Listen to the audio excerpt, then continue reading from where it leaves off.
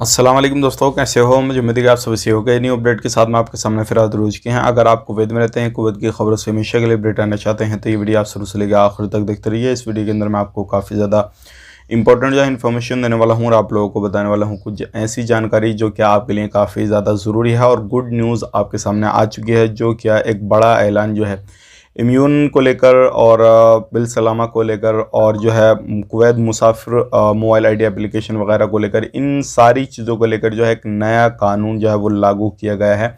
और ये काफ़ी अच्छी खबर है। अब अजनबियों के लिए, किसी भी कंट्री से कुवैत के अंदर आना चाहते हैं तो अब पूरी टेंशन A to Z ख़त्म हो चुकी है। क्या अपडेट है, पूरी जानकारी इस वीडियो के अंदर मिलने वाली है। तो बिना देरी के वीडियो शुरू करते हैं, लेकिन उससे पहले मैं आपको बताना चाहूँगा, चैनल हमारा पहली बार देख रहे हैं, चैनल को ज़रूर सब्सक्राइब करें और साथ ही साथ बेल आइकन ज़रूर प्रेस कर दें, ताकि हमेशा आपको इसी तरीके से कुवैत के बारे में जानकारी टाइम टू टाइम मिलती रहे और आप हमेशा हमारे साथ में जुड़े रहें। तो सबसे पहले हम बात कर लेते हैं यहाँ पे जो बड़ी खबर आ रही है निकल के, काफ़ी बेहतरीन खबर है। अगर आप किसी भी तरीके से कहीं पर भी रहते हैं कुवैत के अंदर तो ध्यान रखिएगा, सबसे पहली अपडेट आ रही है निकल के नेशनल डे को लेकर। और कुवैत गवर्नमेंट ने कहा है कोई भी बंदा कहीं पर भी रहता है, कुछ भी करता है, अगर नेशनल डे में किसी भी तरीके से कोई भी कानून का उल्लंघन करता है, कुछ भी करता है, तो उस पर कड़ी सख्ती की जाएगी, कड़ी कार्रवाई की जाएगी। तो भाई ध्यान रखें, अलग अलग जगह पे पुलिस वाले तैनात रहेंगे, आपको कोई भी उल्लंघन इस तरीके से नहीं करना है जिससे आप पर सख्ती हो या कोई भी परेशानी पड़े। अब बात कर लेते हैं यहाँ पे अच्छी खबर के हवाले से।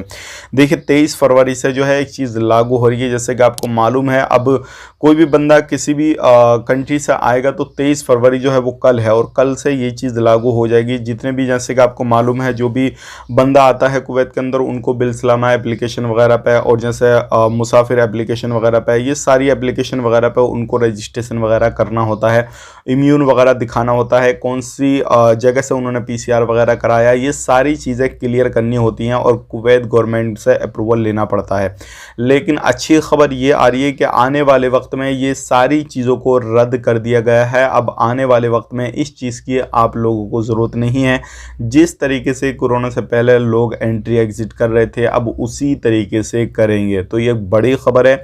अगर आप कुवैत में जाना चाहते हैं तो आप इनकी अब टेंशन लेने की ज़रूरत नहीं है, क्योंकि सारी चीज़ों को जो है वो रद्द कर दिया गया है और ये कैबिनेट की मीटिंग में काफ़ी बड़ा फैसला लिया गया है। अगर आप कुवैत में जाना चाहते हैं, ध्यान रखिएगा, जो लोग वैक्सीन लगवा चुके हैं, जिनको कंप्लीट वैक्सीन हो चुकी है, ना ही उनको PCR की टेंशन, ना ही उनको क्वारंटाइन की टेंशन, ना ही किसी चीज़ की टेंशन, खाली टिकट बुक करें और अपना निकल जाएं। कोई भी इशू नहीं है, वहाँ पे जाके काम करना शुरू कर देंगे। जिन लोगों को वैक्सीन कंप्लीट नहीं हुई है, वैक्सीन लगी है, तो उनको जाना है, वहाँ पे जाके 7 दिन क्वारंटाइन रहना है, उसके बाद में PCR वगैरह कराना है और उसके बाद में काम से फ्री हो जाएंगे, उसके बाद काम करना शुरू कर देंगे।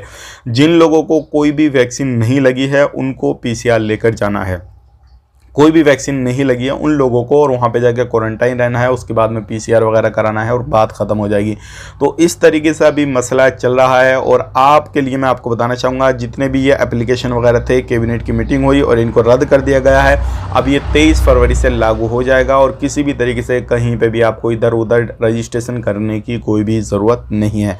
बात कर लेते हैं यहाँ पर। आप बड़ी अगली अपडेट जो आ रही है कोरोना से रिलेटेड आ रही है। 3492 की रिकवरी की गई है और टोटल रिकवरी 5,95,156 की हुई है। नए केसेस जो आए हैं वो 1329 आए हैं। 6,14,344 जो है वो टोटल केसेस हुए हैं। बनने वालों की संख्या, एक बंदे की मौत हुई है। 2,530 की टोटल मौत हो चुकी है। बात करते हैं यहाँ पे टेस्टिंग की। 20,376 की टेस्टिंग की गई है। टोटल टेस्टिंग हो चुकी है 74,89,094 की, और 80 अभी भी ICU में केसेस हैं।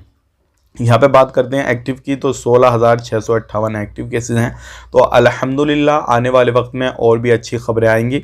जो भी अभी कुछ रूल रेगुलेशन बने हुए हैं, जगह जगह पे लगे हुए हैं, वो भी ख़त्म हो जाएंगे। लेकिन ध्यान रखिएगा, कहीं पे भी आप घूमने फिरने जाते हैं, कुछ भी करने जाते हैं, तो थोड़ा आपको ध्यान देना होगा, मास्क वगैरह का ध्यान देना है। बाकी हालांकि कुवैत गवर्नमेंट ने इसको अभी ये नहीं बोला कि आपको लगानी है, लेकिन फिर भी आपको इस चीज़ का ध्यान देना है। बात कर लेते हैं यहाँ पर अगली खबर की तरफ। जो अगली खबर आ रही है, जैसे कि आपको मालूम है, अभी जो है नेशनल डे पड़ेगा और उस पे जो है लोग बाहर जाएंगे आएंगे सारी चीज़ें करेंगे।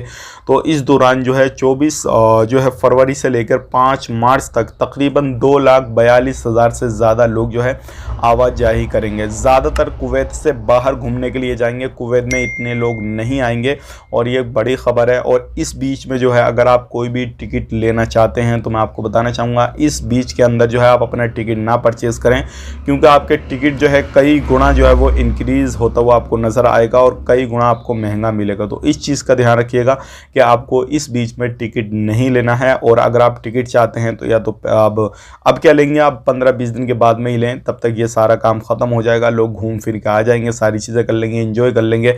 तो उसके बाद में ही ले तो आपके लिए काफ़ी ज़्यादा बेहतर रहेगा। बात कर लेते हैं यहाँ पे इंडियन एम्बेसी की तरफ से। इंडियन एम्बेसी की तरफ से जो इंडिया का एम्बेसडर हैं उन्होंने कुवैत को काफ़ी जो है बधाई दी हैं और उन्होंने नेशनल डे की बधाई दी हैं और शुक्रिया अदा किया है कुवैत का कि कोरोना के समय इंडिया की काफ़ी ज़्यादा कुवैत ने मदद करी। सारी चीज़ों के बारे में उन्होंने जो है बधाई दी है। तो ये भी उन्होंने एक रिलेशनशिप का भी यहाँ पे जिक्र किया है कि कुवैत का इंडिया का काफ़ी अच्छा रिलेशनशिप है और अभी ये इसी तरीके से बरकरार रहेगा। अल्हम्दुलिल्लाह अगर आप काम करते हैं किसी भी तरीके से कहीं पर भी तो पूरी ईमानदारी के साथ कीजिएगा, नहीं तो आप कहीं पर भी इधर उधर मुँह मारेंगे, कहीं पर भी कुछ भी करेंगे, उल्टा सीधा काम करेंगे, तो चाहे वो इंडियन एम्बेसी के एम्बेसडर हो या फिर कुवैत गवर्नमेंट हो, कोई भी बंदा हो आपको सपोर्ट नहीं करने वाला है। इस चीज़ का ध्यान रखिएगा। जो जुर्म आपने किया है उसकी सज़ा तो आपको फिर मिलेगी।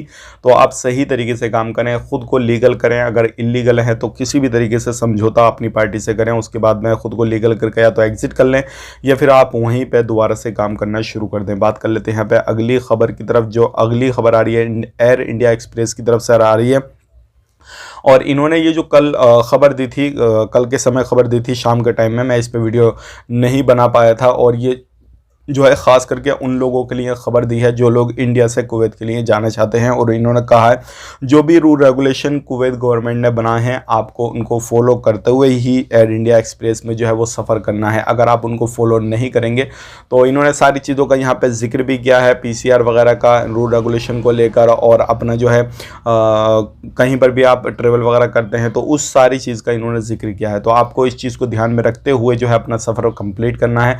और ये एक अच्छी खबर थी आज की जो कि मैंने आप तक शेयर कर दी कि अब कुवैत के अंदर आने के लिए आपको किसी भी तरीके से कोई भी प्लेटफॉर्म पे रजिस्ट्रेशन वगैरह करने की कोई भी ज़रूरत नहीं है।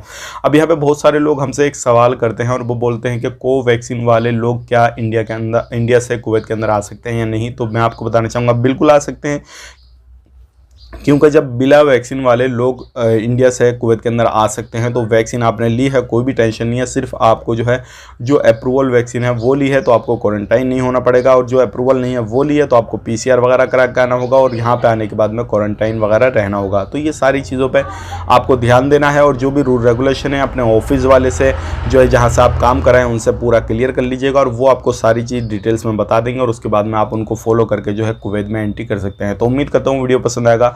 पसंद आए तो प्लीज़ मेरी आपसे रिक्वेस्ट है लाइक कर दीजिएगा। काफ़ी ज़्यादा मेहनत लगता है इधर उधर से न्यूज़ लेकर आने में और वीडियो बनाने में, और वीडियो को शेयर ज़रूर कर दें।